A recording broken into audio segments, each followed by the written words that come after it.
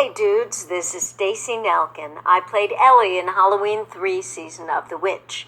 And you are listening to Tommy Throwback Kovac on Splat from the Past. He's fucking awesome. The keyword is fucking. Alright guys. Hey dudes, welcome to Splat from the Past, the only 80s themed horror and sci-fi show where things could get totally radical. Now, I am just so fucking excited for today's guest. I've been trying to get her since 2017 when I started this show, and she's always been one of my favorite actresses, Harley Jane Kozak. Harley Jane, she made her debut in The House on Sorority Row, which was a low-budget slasher movie, and somehow, by a magical twist of fate, she was able to break out of the Scream Queen typecast and become a familiar face in so many iconic movies from the 80s and 90s. When Harry Met Sally, Parenthood, Arachnophobia, All I Want for Christmas, Necessary Roughness. She was on a couple series like Night Watch and Hearts of the West. And then she transitioned into writing novels. She's written a lot of novels about dating, and I want to ask her about all of that stuff today. And I'm just so excited. Like I said, she's one of my favorite actresses.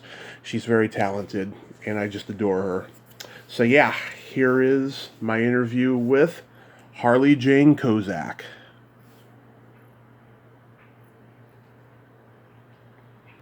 Hello. Hey, Harley, welcome to the show. How are you today? I'm great. How are you? I am just spectacular. I cannot tell you what an honor this is because you're one of my favorite actors of all time, and I thank you for taking the time today. Oh, wow. Well, that is, of course, music to any actor's ears, so thank you. Yes, my pleasure. My pleasure. So, going back in time, did you gravitate toward acting early on in your childhood? I did. My mom was a college professor, and when I was 5 years old, I appeared on stage with her. That was my first on-stage appearance, and it was an opera called Dido and Aeneas, and I played an angel. I didn't have any lines. And my mom played the head witch. And I think that was the moment that I sort of imprinted with the experience of being on stage. And, yeah, and then, I wanted to do all the usual things that kids do, like for me being a veterinarian or an artist. But eventually, I think probably in middle school, I realized I wanted to be an actor. So from that point on, and seriously in high school, and then I left high school early and went to college early, and so my whole life was about being in as many shows as possible. And then I went to New York, and I went to the School of the Arts at NYU, which is now Tisch School of the Arts.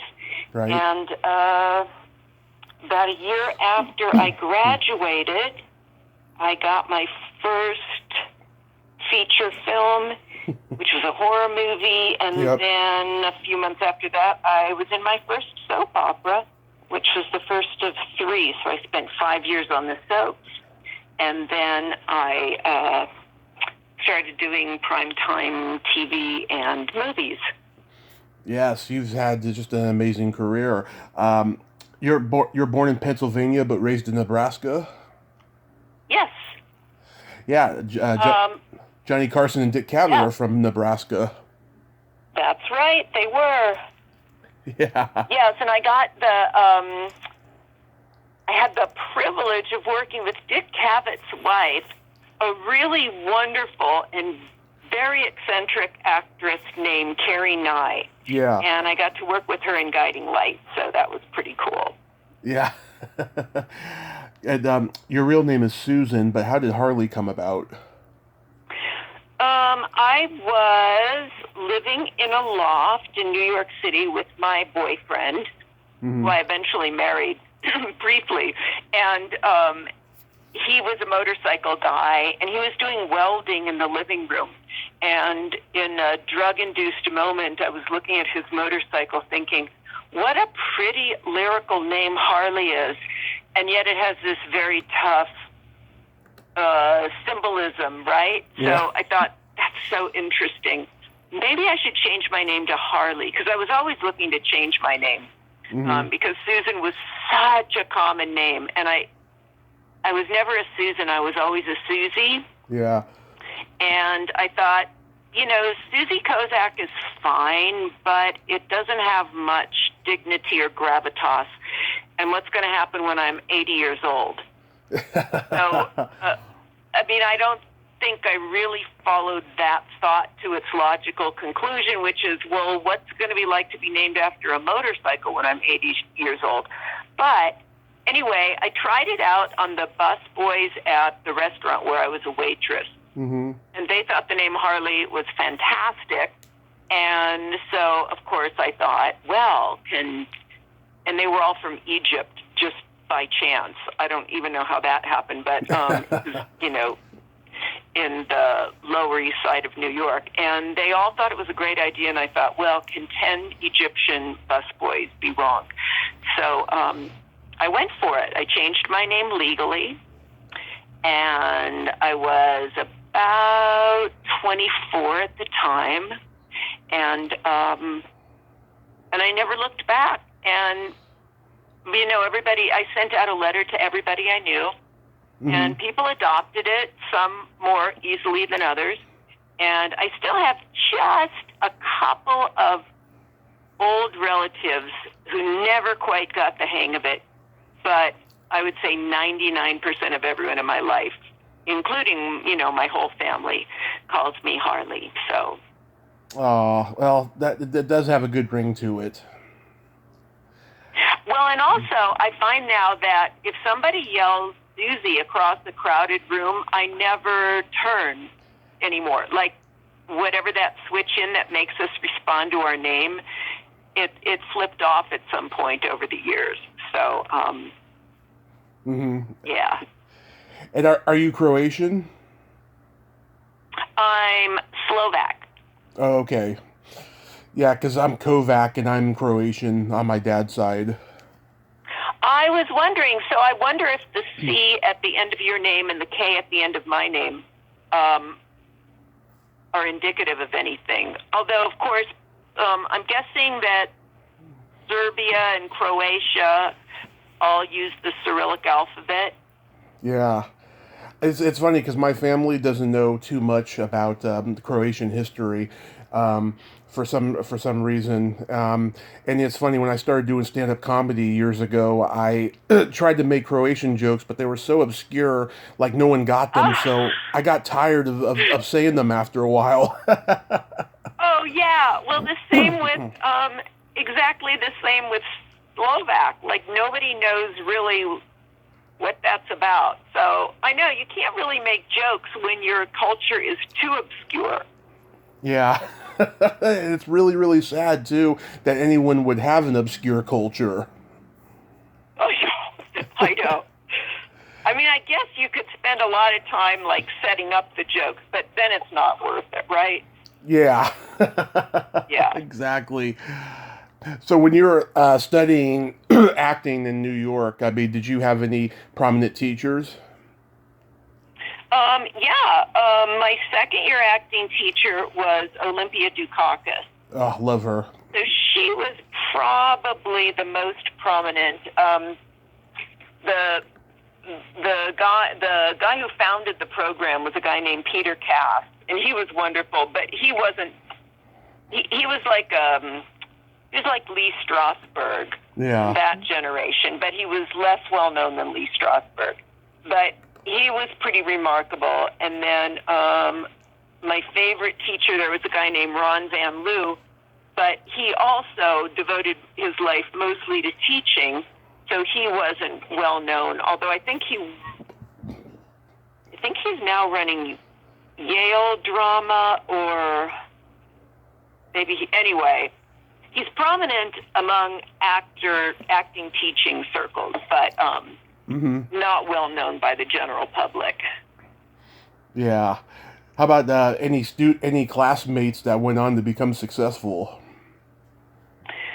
Well, Well, we had very tiny classes in those days. So I graduated with only 18 people. Mm-hmm. And that was the standard size.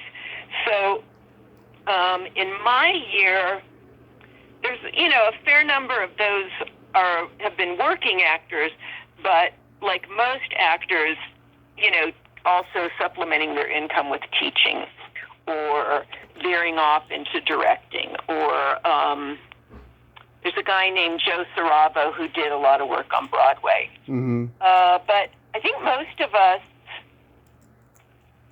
are not famous. And I'm trying to think, there were a lot of famous people that came after. Marcia Gay Harden springs to mind.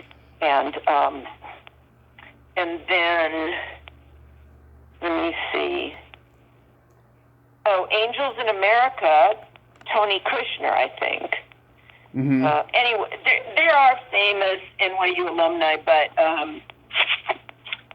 off the top of my head, I would say there's more actors who are working out there in relative obscurity than the famous ones, like, that were at Juilliard at the time.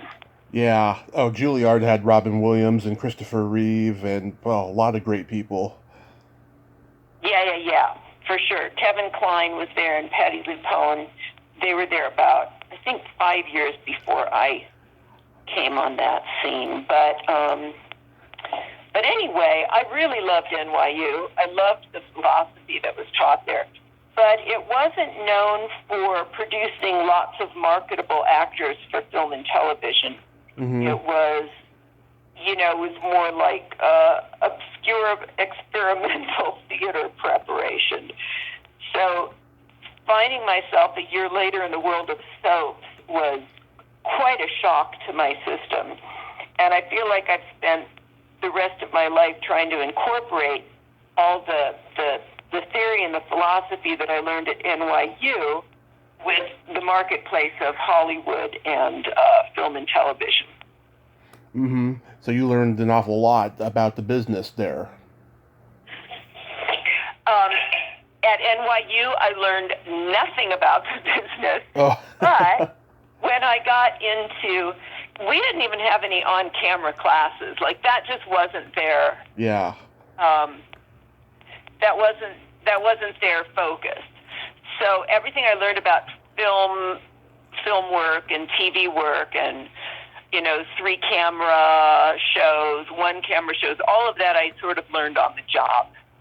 And we had no classes that dealt with the business of auditioning or, none of that. Like, none of us came out with, one iota of business sense that we didn't have going in. So that's another thing where I feel like I've spent a lot of my life being kind of self-educated about everything else in life, because NYU taught us how to be, passionate, even starving artists, but not how to make it big. Yeah, I'm sure waitressing at that time was a nightmare too. I mean, it seemed like it was during the height of what we know now as #MeToo. Oh, yeah. But that was true. I mean, I guess that was true everywhere in life, right? Right.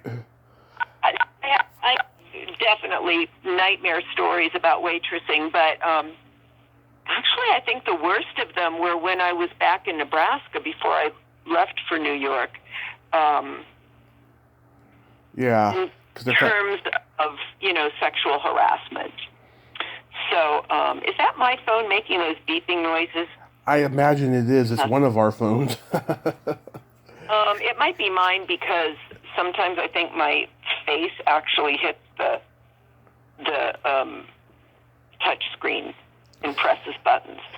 But anyway, I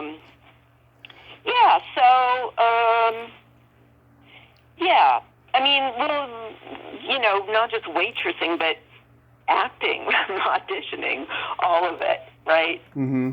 That was just the world then. And sadly, that's the world now, except that, there's more accountability and, way more pushback. Oh, yeah. Thankfully. Yeah. Yeah, it's very difficult for a guy like me who does very edgy humor, because I've had things taken out of context. I've had things like screenshot, and I've like really learned to like be selective with not necessarily what I say, but just pick the right moments and the right people on social media to say certain things.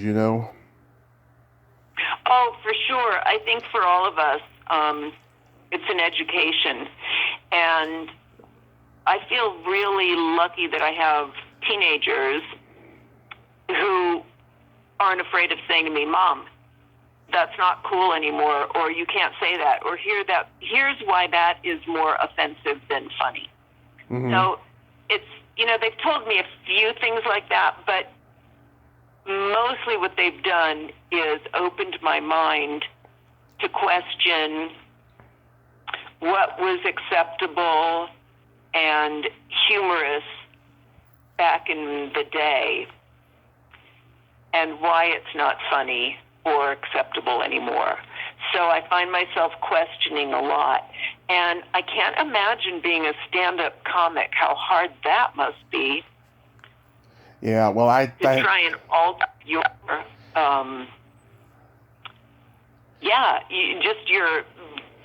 your stream of consciousness, really, to say, because we all have a self-editor inside of us, right? Mm-hmm. Like a censor.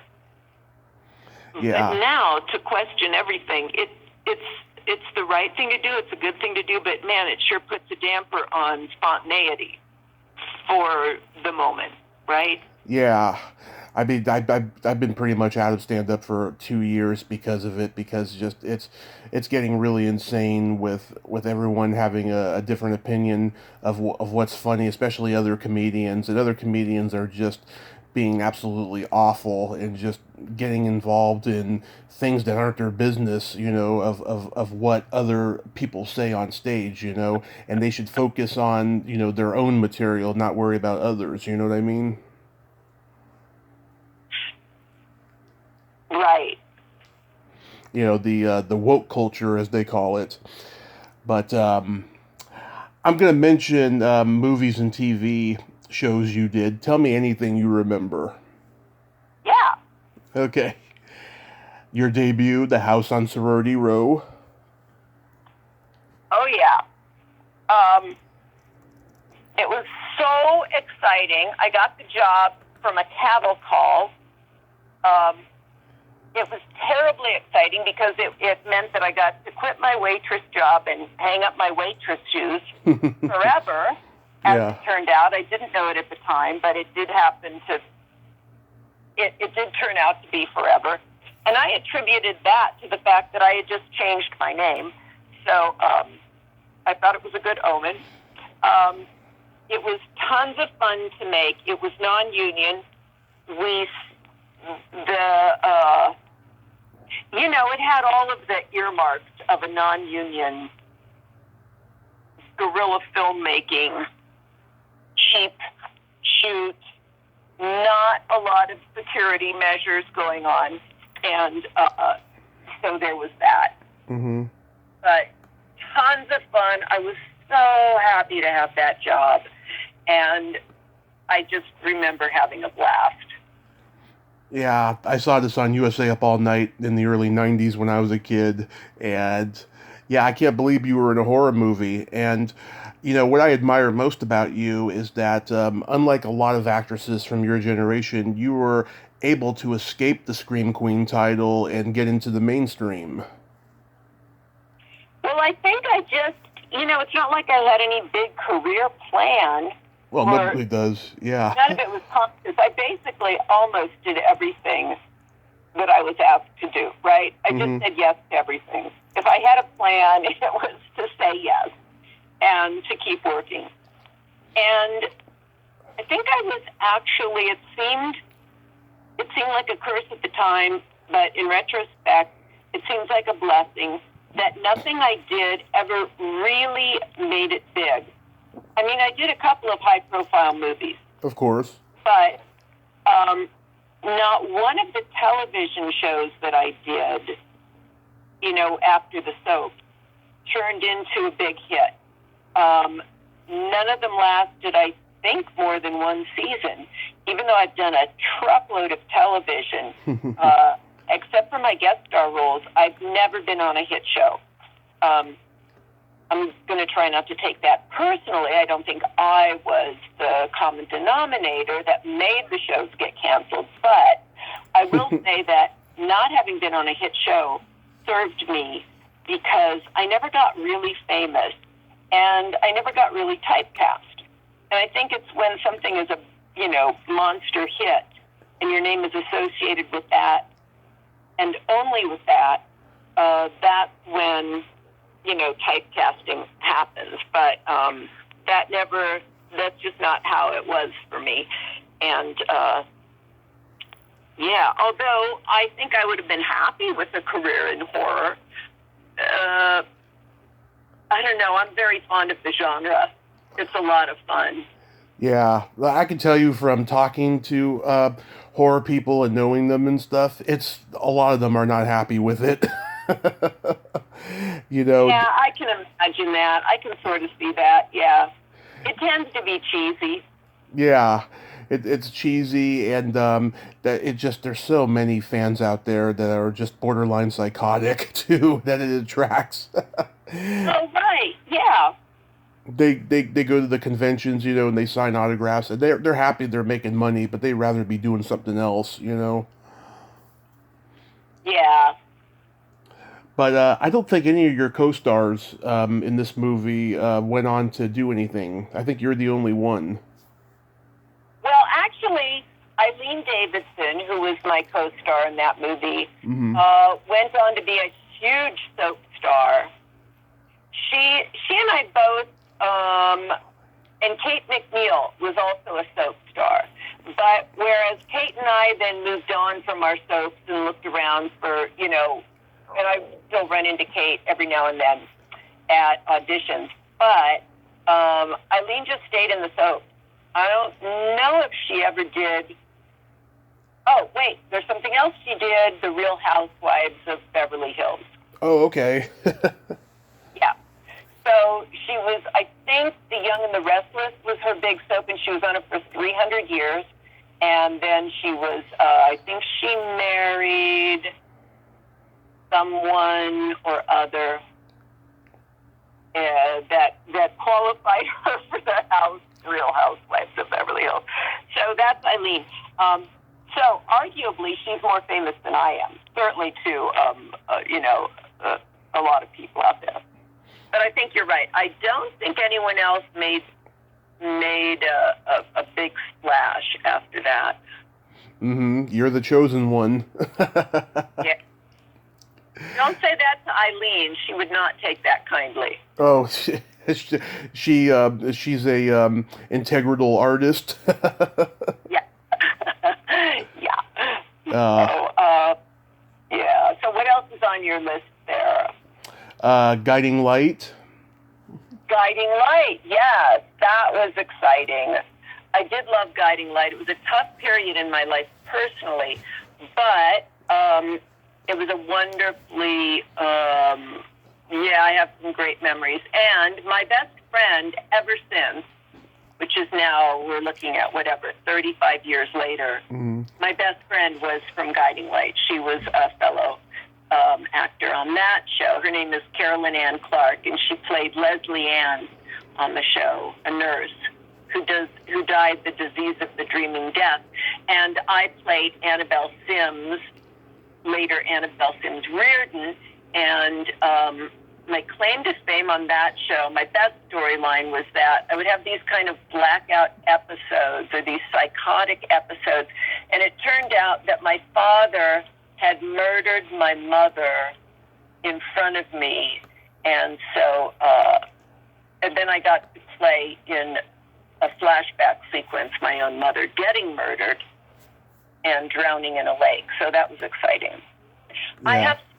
I spent my early years a lot in the water, I think, because on Guiding Light and also the house on Sorority Row, I remember being very cold and very wet and thinking, this is not what I thought it was going to be. How much acting is there in the water? It's mostly just trying to stay in camera frame and not drown. Yeah. I mean, I've talked to so many people who have been on soap operas, and they talk about how hard it is to memorize all those pages of dialogue, and you can't stop. You have to just keep going straight through, or they fire you. Yeah, that's true.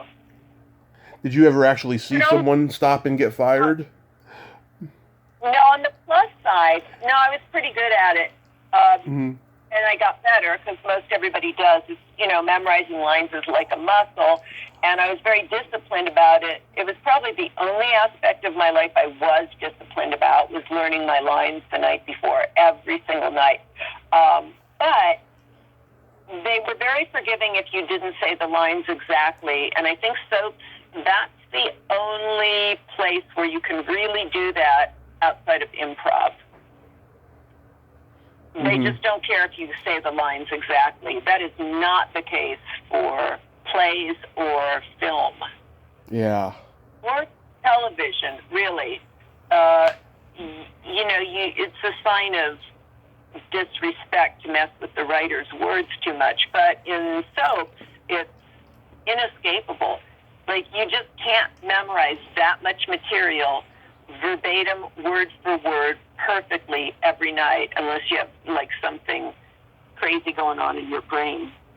Yeah. How about Night Watch?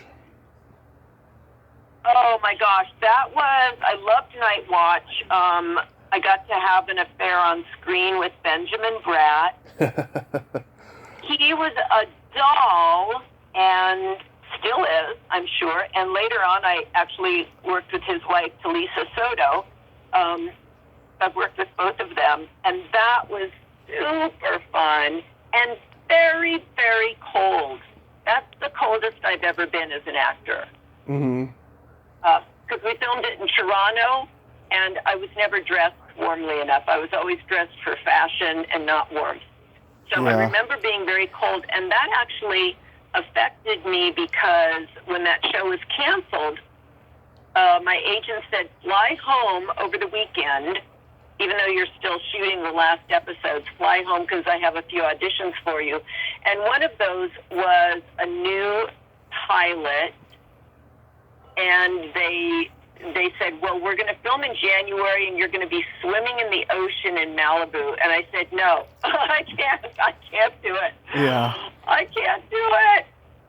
It's way too cold. So I said no to that, and it turned out to be Baywatch. So that probably affected the trajectory of my life, because if I had done Baywatch, my career would have taken, I think, different tangents.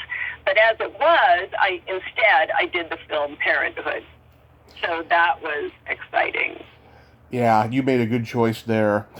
I talked to Samantha Mathis a couple of years ago. She's the best. Did she tell you we were roommates? Yes, she did, actually. Yeah. Yeah. I got kind of a weird... Yeah. I got kind of a weird vibe talking to her, though. She had a very professional, let's get on with it attitude. She wasn't very engaging.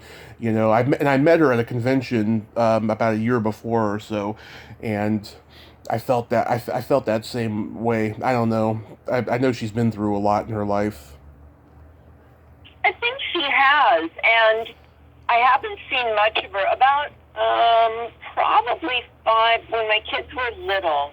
We connected again, and we had lunch, and it was delightful. But the thing is that Samantha was a kid.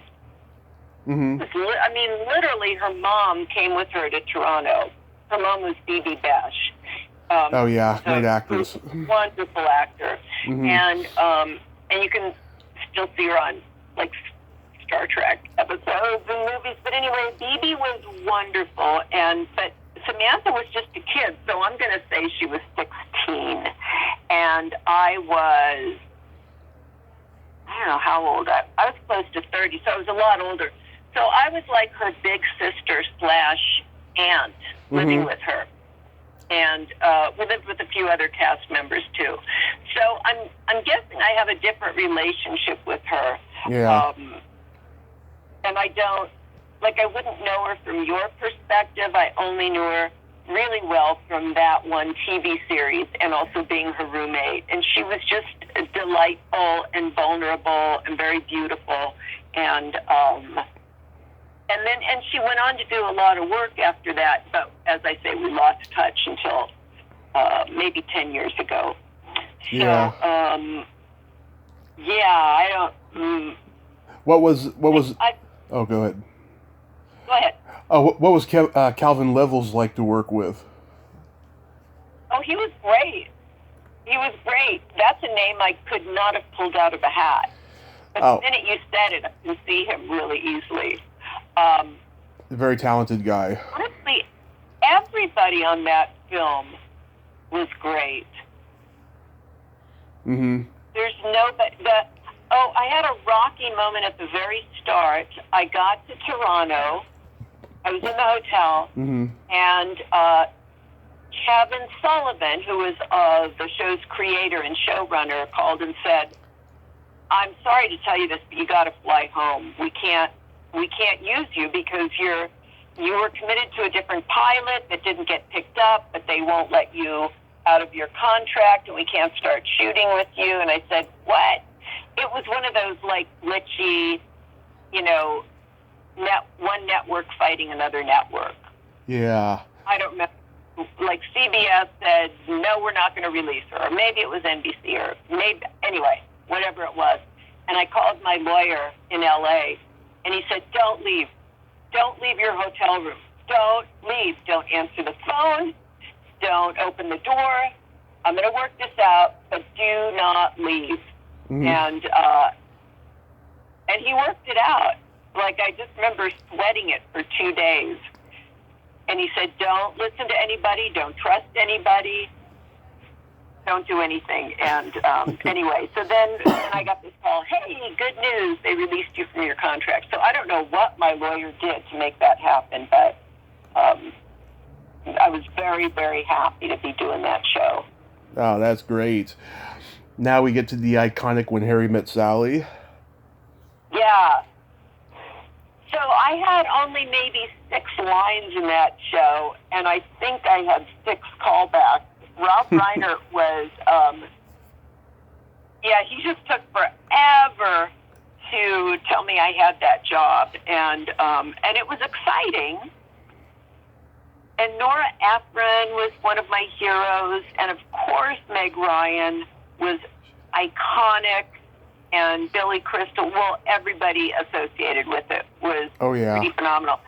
And I've been dining out on that for years, but it was actually only 1 day's work. And Meg Ryan was so sweet, and I realized that she was just outnumbered by the boys for most, you go into work every day, and mostly it was her and Billy and Rob were good friends, and Meg was, I don't think they realized that she was going to steal the movie, right? Right. I mean, it's Harry and Sally. So it's a 2-person movie, but really it's Meg Ryan's movie. Oh, yeah. As far as I'm concerned. And she was just such a sweet little vulnerable, fragile thing, and she could not have been nicer, and she was my best friend on the set for, half a day's work, and then off I went to, live the rest of my life, and I don't think I understood at that point what a monster hit it was going to be. Yeah, God, it's a great movie. I've seen so many rip-offs of it since, I actually talked to Rob's stepdaughter, Tracy. She makes out with Billy in college in the movie. And she said that was so awkward because she's known Billy since she was a little girl, and it's like kissing her uncle. Oh, cute. Yeah. I also talked to Lisa Jane Persky, another great actress.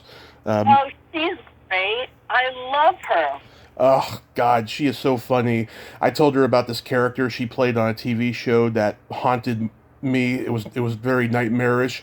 It was a sci-fi show she was on, and she, spit out her water. She thought it was so funny. Wow. Yeah. But my favorite role you ever played was Susan in Parenthood.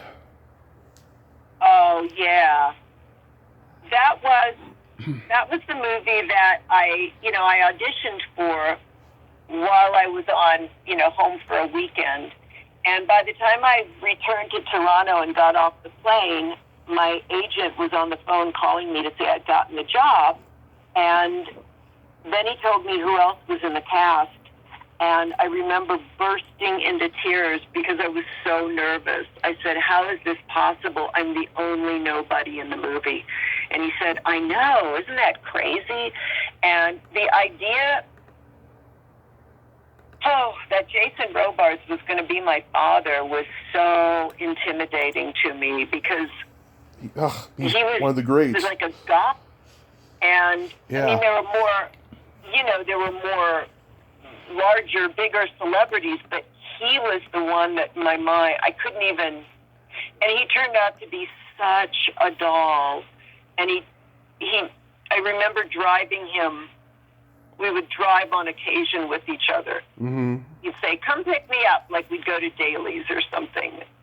And I'd pick him up and I'd think, oh, please, God, please don't let me crash this car with Jason Robards in it. Like, take me if you must, but don't let me do anything to Jason Robards.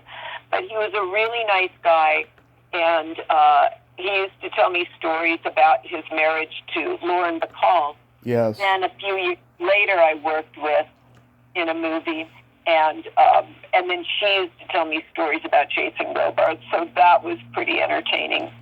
But because they did not have a easy divorce. So, yeah. Anyway, I got to be their kid. Yeah. It's probably the best ensemble cast of any 80s movie. And it just has this art house feel for the mainstream in it, Yeah. That's so true. I saw it recently. I don't typically watch my movies like a lot of more than actors. once. Yeah. Some I've never seen it all, but I was with some friends and they wanted to see it, and one of them had never seen it, so they said, "No, we got to sit and watch it." So we sat and watched it, Yeah. and it still holds up. It's you can see that it is from the '80s in many ways, but it's such an engaging script. Mm-hmm. And such good actors, and so funny and poignant at the same time. It's pretty cool. And you're right, it was the quintessential 80s ensemble. Everybody was in that movie. There were so many Oscars represented by that cast. They Mm-hmm. would sit around at lunch and tell Oscar stories, and I think I was, one of the few who had no Oscar stories. But that movie also, I got to say, Rick Moranis was, because that was my first big film. Yeah. Where I was, a major character. I mean, yeah. And Rick Moranis just sort of took me under his wing and said, listen, don't go all out. Don't try and, save it. Like if I was crying or something, he'd say, don't do it in this take. They're never going to use it. Don't do it in this take either. They're never going to use it. Just save it, save it, save it, save it, save it, save it. And that was all new to me. I really didn't know much about film at all. And so the idea that you don't act your heart out in a master shot was new to me. So he was just the kindest human being. And he could tell that I was just scared spitless through half the shoot. Yeah. Because I was so intimidated by the level of stardom that was around me. And he always made sure that I had somebody, like he'd pick me up for dinner, and, I'd eat dinner with Rick and Steve Martin because they were really good friends. And Yeah. he just always made sure that I didn't feel left out because there was such a level of confidence on that set. And I was not confident, and he could not have been kinder. Oh, that's wonderful. Yeah, did you hear he got assaulted the other day? I did. I saw the video. It was shocking to me. I didn't see the video, but yeah, I was like, oh my God, that is just terrible, you know. And I've been I mean, it's violent. Like you can't believe what you're seeing. It's like, whoa! It's like he was hit with such force, like for no reason. Yeah. Talk about a sucker punch. Oh my goodness. It's awful, awful. Yeah. Did he improv a lot? No, on that movie, like those writers, Lowell Gans and Babalu Mandel, Brilliant writers. they are brilliant. And when you have brilliant writers, you don't mess with their words much. Yeah. I can't imagine anyone deviating. Even Steve Martin, who's a brilliant writer, of course. I mean, maybe he ad-libbed, but I don't actually remember. Mm-hmm. It's come out in recent years that Rick has been fired from a couple movies because he improvs too much and it drives the directors crazy. Oh, I never heard of that. Oh, yeah. No, I don't think he deviated even. I mean, the thing is, Ron Howard is one of the nicest guys in Hollywood. Yeah. And so he flew us all down there early, which is an expensive thing to do, so that we could rehearse for a few days without cameras. Mm-hmm. And that's pretty unusual on a big budget movie.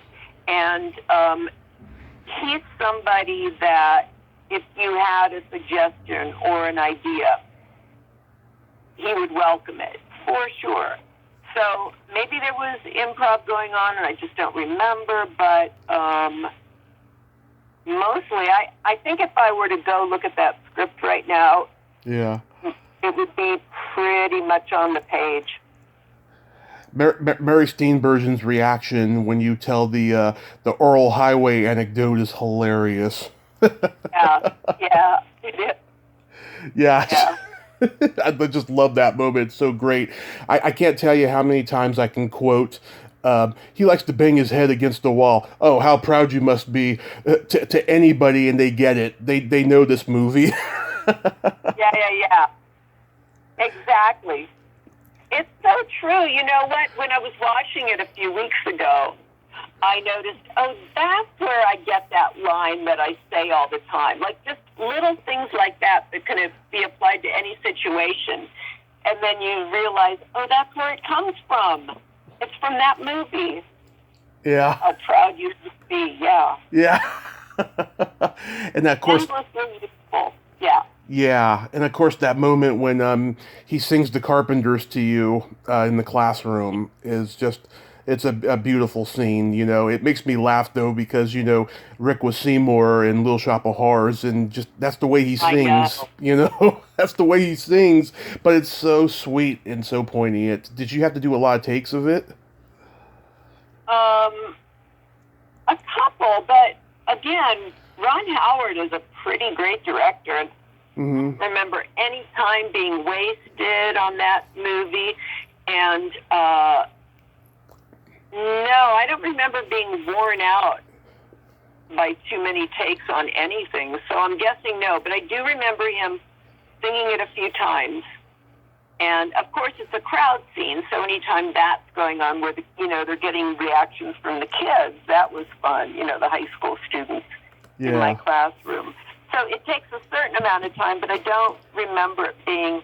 I'll tell you what I remember going on and on was the dinner scene early in the movie where everybody is eating spaghetti except Rick and I are eating Sprouts.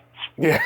And at the beginning I thought, okay, that's a little weird to look at Sprouts because it went on for 2 days. Yeah. But I was happy to be eating Sprouts because, after about 8 hours of eating cold spaghetti, it's just dreadful. Even though, you have props people running around like crazy, resetting the plates. But if an actor's actually eating something in the scene, mm-hmm. you can pretty much know that they're disgusted by it. By the third hour of shooting, right? It's got to be disgusting. But Sprouts are sort of, they're evergreen. So, you can't get too tired, because I noticed in the movie I am actively chewing, and it's only because I had Sprouts that it was bearable. I remember being very grateful that I was eating Sprouts.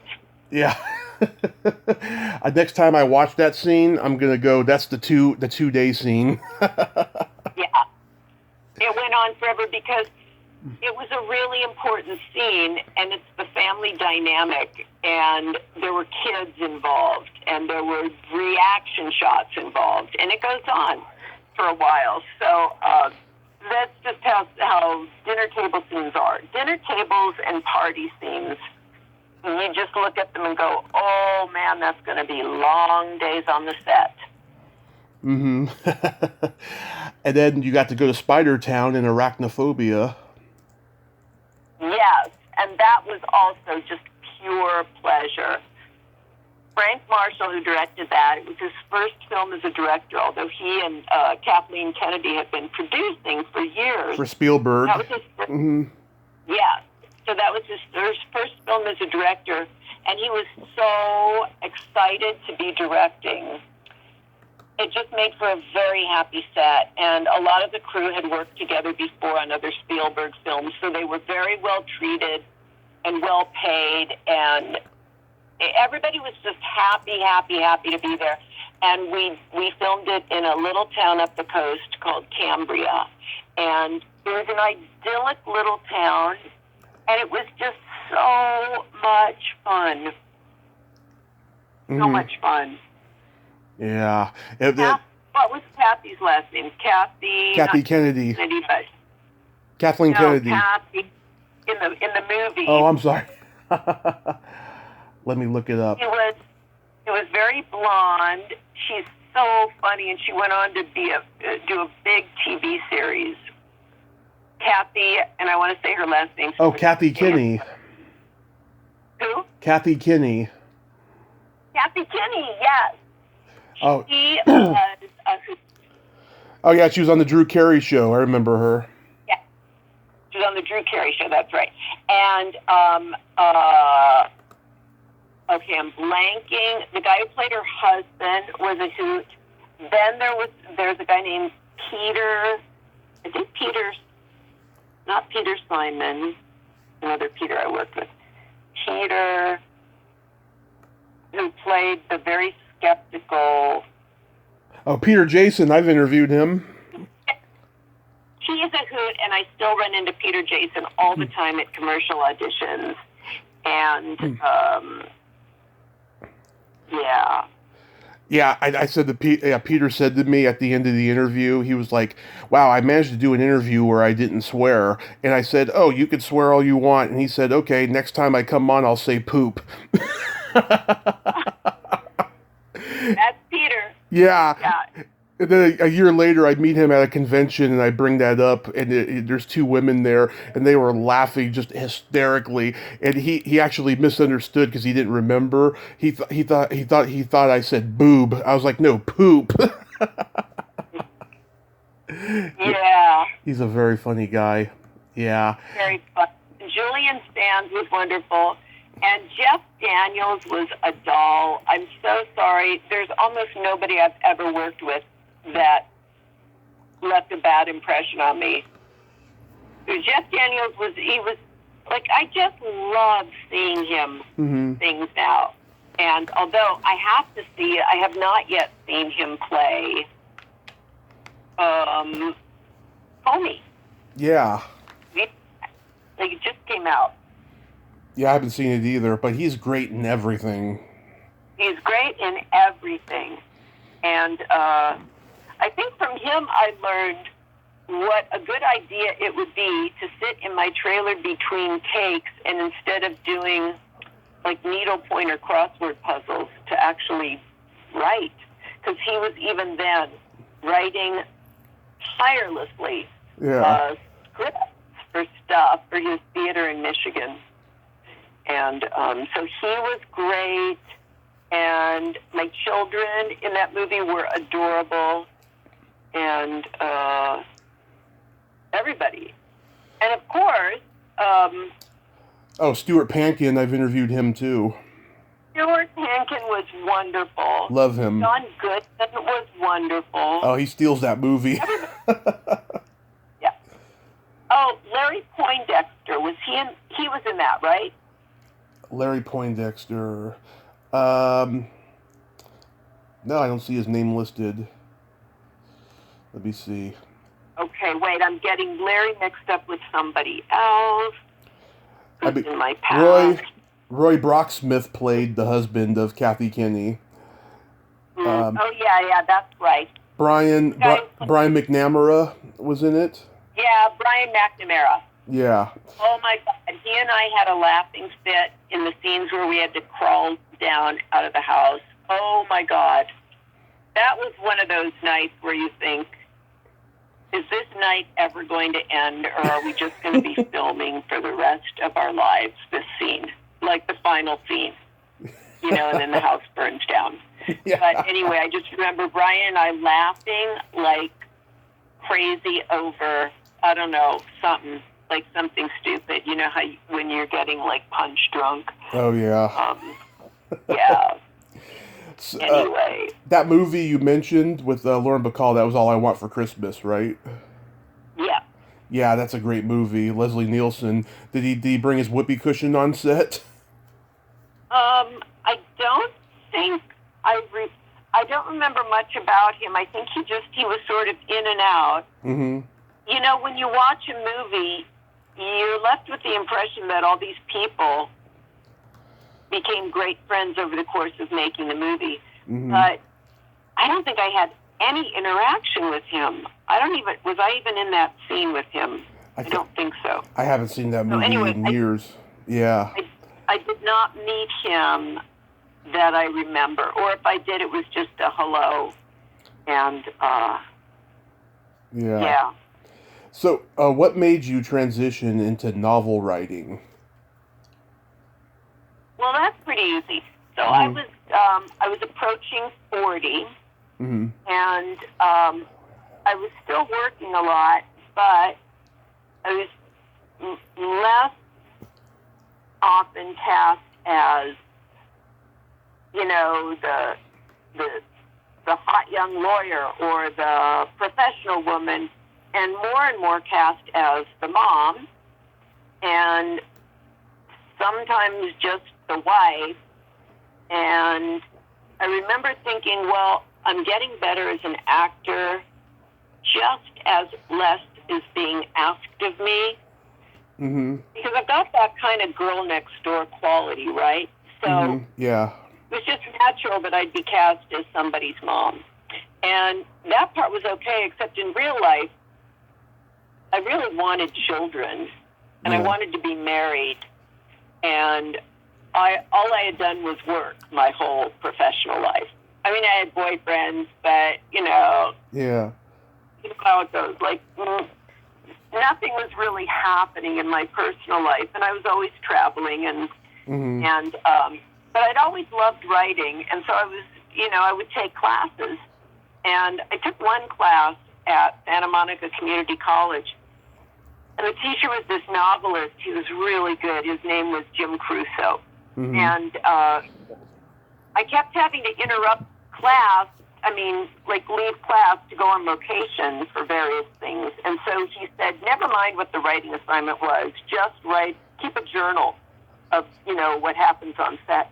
And so I got back after one of these, and he published 2 of my class assignments in the Santa Monica Review, which is a quarterly.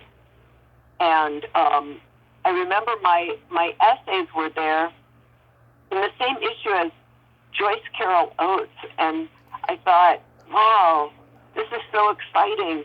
And he said, you could do this. I think you could do this professionally. And he encouraged me to go to UCLA and take classes in novel writing because his class was a short story class. So I did that. I took 1 million classes at UCLA, and I got a lot of encouragement. And so I just kept rewriting my first novel until it was publishable, which took 10 years. And but I sold it in a 2-book deal, and then that was renewed. So I had a 4-book deal with Random House. murder mysteries. Mm-hmm. And around the time I was working on my first novel, I found a guy that I fell in love with. We got married. We had 3 kids in 2 years, including twins. And that was essentially the end of my acting career, at least for the part 1. And because I was then in my 40s and pregnant, and nobody wants a pregnant actor in their 40s, for sure. For one thing, you're a liability on a set, just because if you're over 40, it's considered a high-risk pregnancy. So, for a lot of reasons, plus I was over 40, so in Hollywood, that's a senior citizen. So I was very happy not to be an actor once I had my first child, because I just knew, I knew too well what that requires, what acting requires. And suddenly I wasn't willing to go on location.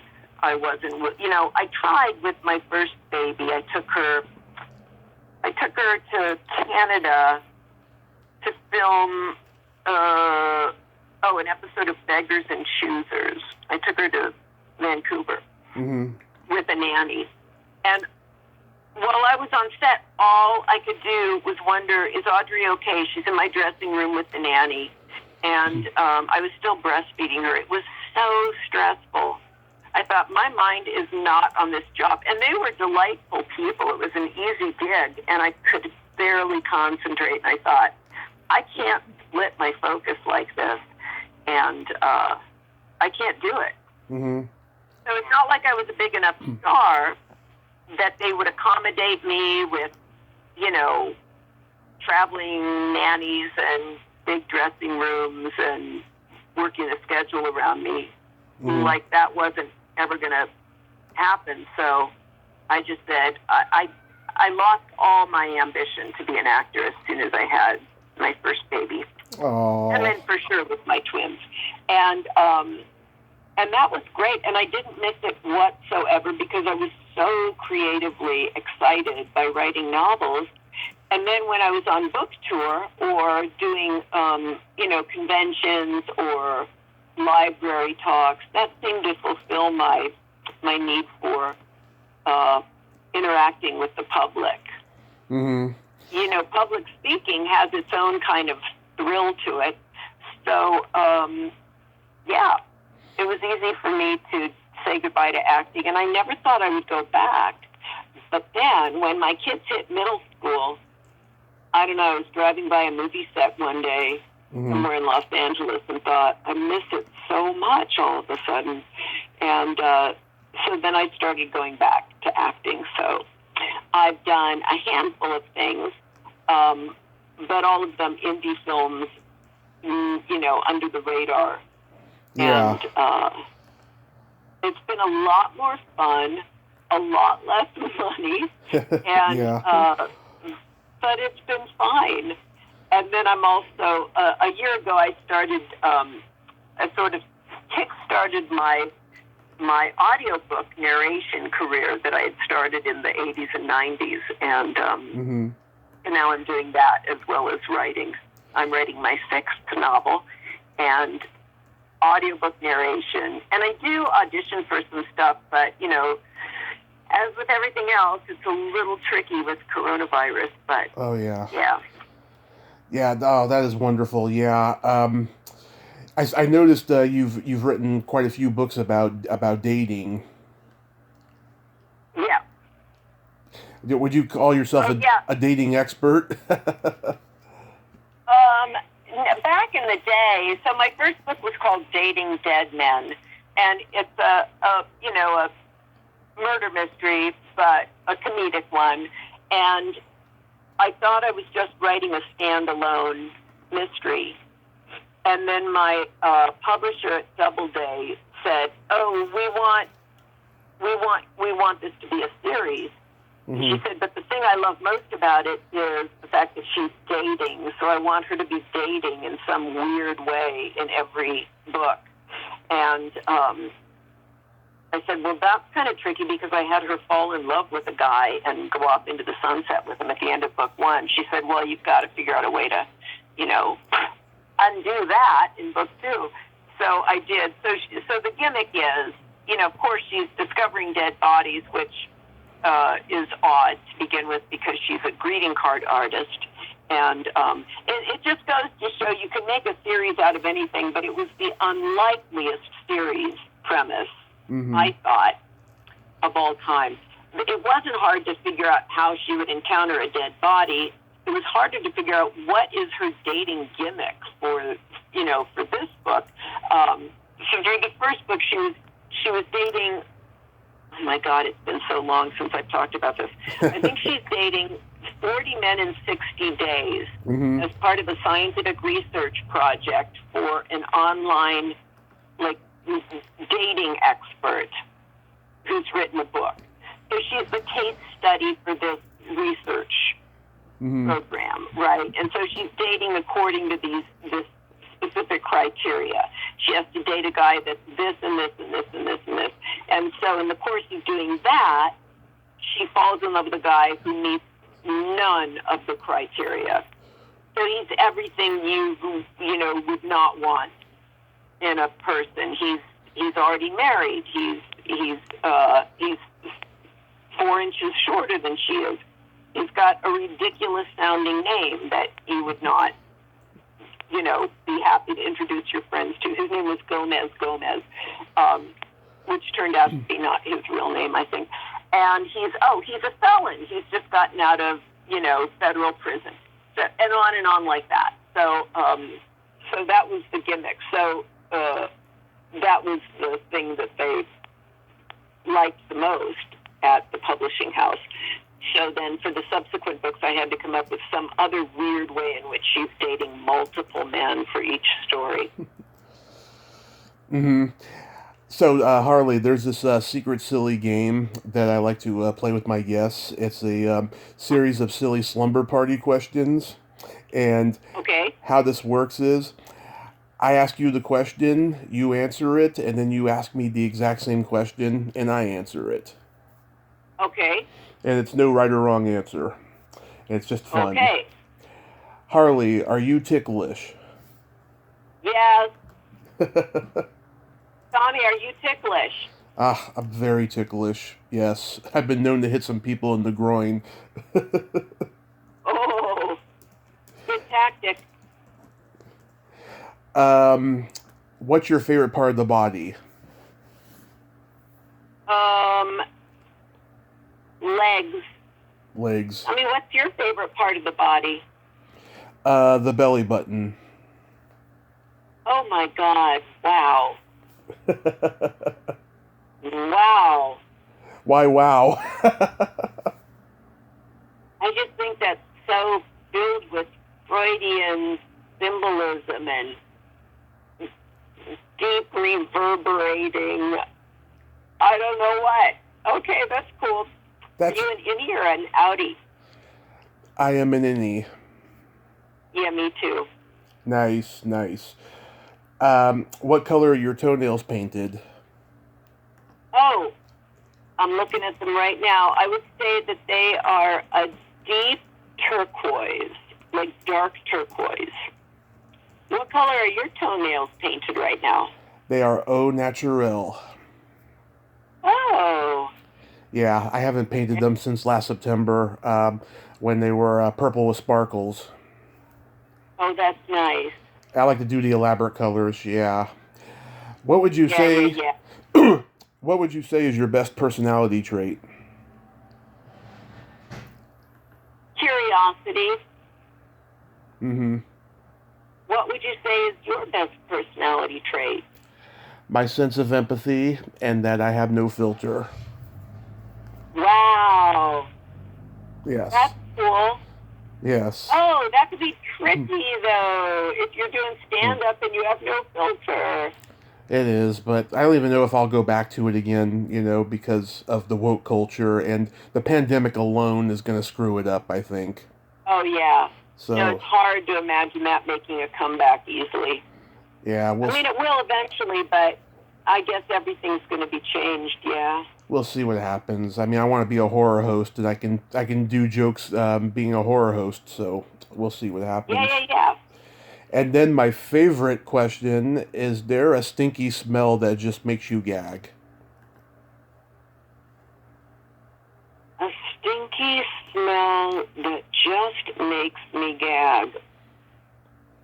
I would say, that's a great question. I'm trying to think. Well, I would say probably, maybe, the smell of dead bodies. Have you smelled a dead body? Well, I have, because during my courtship with my last ex-husband, he took me, I think, as a way to woo me. Yeah. He had worked at the morgue in Pittsburgh. So we were visiting the East Coast, because I was born in Pennsylvania, and so was he. Mm-hmm. And he took me to the morgue, because I was writing my first novel at that point, and he said, I bet I could get you into the morgue. And I said, what? That's fantastic. Could you get me into an autopsy? And he said, I don't know, because in L.A. it's very hard to get into an autopsy. I'm even friends with the crime lab director, the former one, and I don't even think he could have gotten me into an autopsy. But this guy said, yeah, I think I can. You know, he was trying to impress me. So he did. So we got to see, and when the guy was taking me in to see the autopsy, he said, you know, it's not everybody who can watch an autopsy. And I said, well, frankly, I'm not sure I can. I've never seen one. And he said, oh. I said, yeah, but I think I'll be okay. So he took me in to see this autopsy, and it was this poor man that they had found in the summertime in Pittsburgh in his apartment, and he'd been there about 2 weeks. So he was very, very bloated. And as happens, you know, and he was a strange shade of green, like literally another color. Yeah. And they were sawing off the top of his skull. And I'm watching, and he goes, how you doing? This guy, our guide. And I said, I'm doing okay. And he said, do you want to see some more? And so then he got all excited because I was such a good sport, and he's showing me, here, come into this refrigerator. Look, here's another dozen dead bodies. And so finally, you know, the guy I was with, my husband-to-be, my ex-husband-to-be, said, I think we've seen enough. Like, you know, after a while, you've seen one body. Oh, yeah. You've seen enough. But the smell in that place was so pervasive that I was fine because I just stopped breathing through my nose immediately upon entering. Oh, my God, that is just all bad. We had to go back home and change out of all of our clothes because the smell was so intense that it clung to our clothes. But even just, you know, walking my dogs or hiking through the woods, yeah, you know, the smell of an animal dead, or God forbid in your house because, you know, a mouse got stuck in the rafters or something. Of course. That's the smell. Okay, sorry, that was a very long answer. Tommy, what's the smell that makes you gag? Either farts or feet. The classics. Feet are difficult. Yeah, they are the classics, aren't they? Yeah. Yeah. Exactly. I got a couple jokes for you to wrap this up. Okay. These are not jokes from my act, by the way. Okay. What did the elephant say to the naked man? What? Man, how can you breathe out of that thing? Oh. You get it?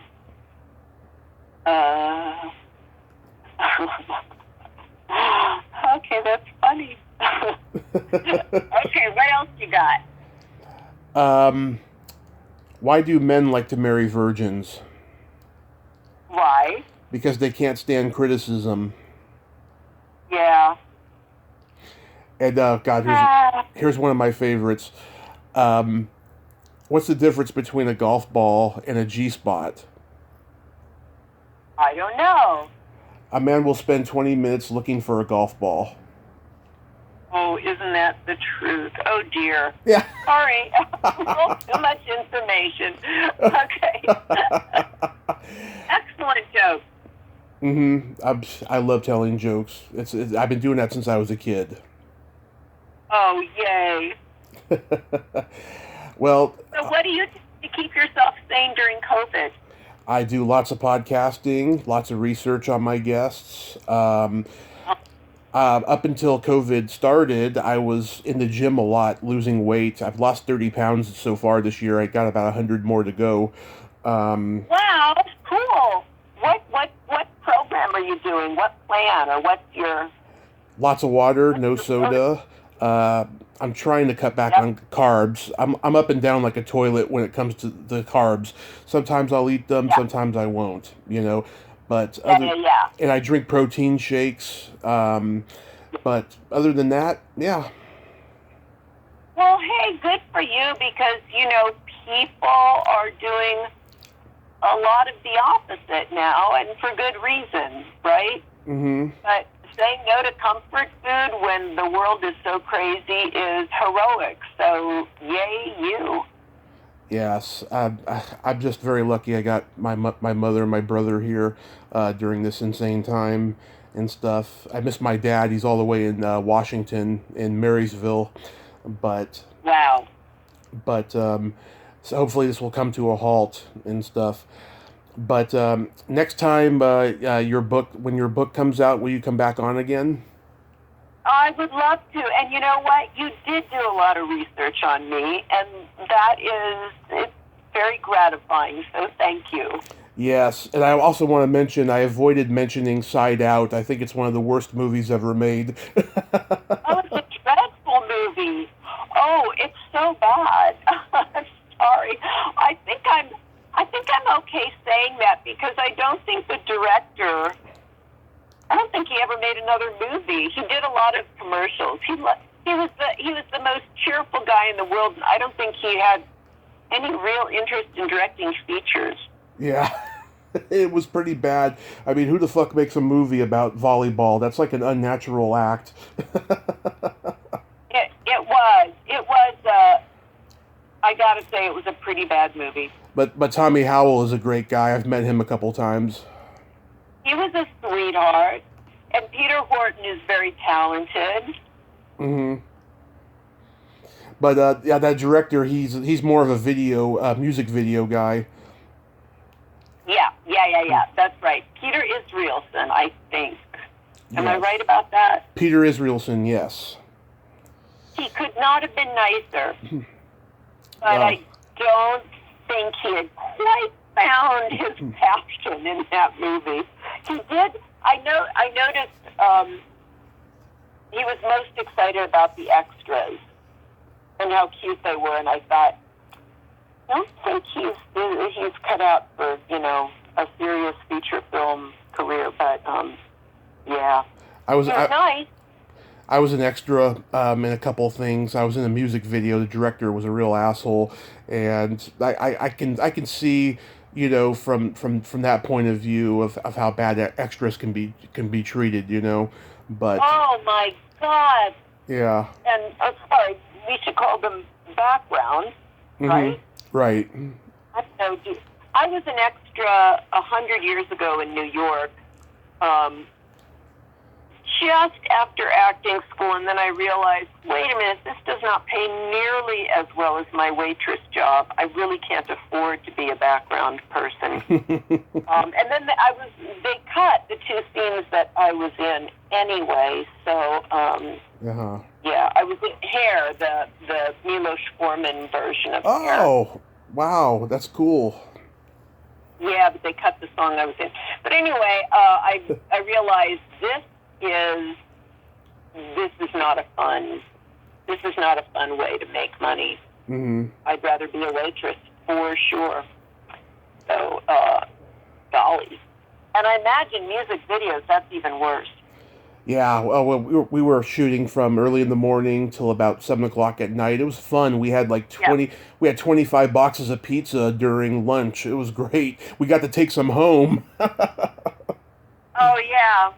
Yeah. But oh man, on a feature film, and they make a big line of demarcation between, you know, the background people and the regular actors, and it's disturbing to, you know, to be a series regular and, you know, be told, you know, don't talk to the extras. They're not allowed to talk to you. It feels so, I don't know, feudal. Mm-hmm. So, like, I don't know. It's a very strange society.